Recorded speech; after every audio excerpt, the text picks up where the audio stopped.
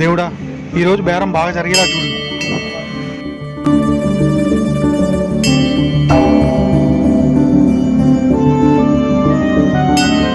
అన్నా బాగా ఆకలిగా ఉందన్నా, తినడానికి ఏమైనా ఉంటే అన్నా నీకు పుణ్యం ఉంటుంది. ఏంటిది, పండగ పూట కూడా బేరం లేదు. అప్పు చేసి సరుకు తీసుకొస్తే ఇప్పుడు ఏం చేయాలి?